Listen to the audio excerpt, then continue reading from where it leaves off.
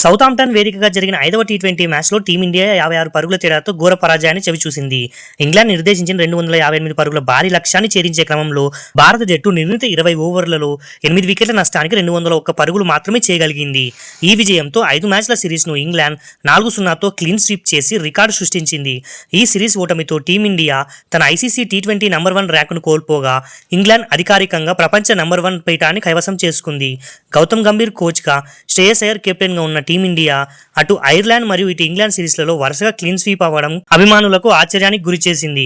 ఇక టాస్ గెలిచిన భారత్ మొదట బౌలింగ్ ఎంచుకోగా ఇంగ్లాండ్ బ్యాటర్లు విరుచుకుపడ్డారు. జోస్ బట్లర్ 64 బంతులు 131 పరుగులు చేయగా హ్యారీ బ్రూక్ 45 బంతులు 95 పరుగులతో నాటౌట్గా నిలిచాడు. వీరిద్దరు రెండో వికెట్కు ఏకంగా 233 పరుగుల భాగస్వామ్యాన్ని నెలకొల్పారు.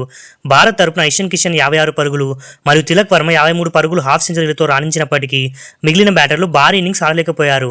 సంజు శాంసన్ 27 పరుగులు, కెప్టెన్ శ్రేయస్ అయ్యర్ 28 పరుగులు మాత్రమే చేశారు. ఇక భారత్ బౌలింగ్ ప్రదర్శనకు వస్తే భారత బౌలర్లు ఈ మ్యాచ్లో పూర్తిగా విఫలమయ్యారు. ప్రసిద్ధ్ కృష్ణ తొలి వికెట్ తీసినప్పటికీ ఆ తర్వాత బౌలర్లు ఎవరూ ఇంగ్లాండ్ బ్యాటర్లను కట్టడి చేయలేకపోయారు. ఇటీవలే టీ20 వరల్డ్ కప్ గెలిచిన ఛాంపియన్ జట్టు ఇలా వరుసగా ఓటమి పాలవ్వడంపై విమర్శలు వ్యక్తమవుతున్నాయి.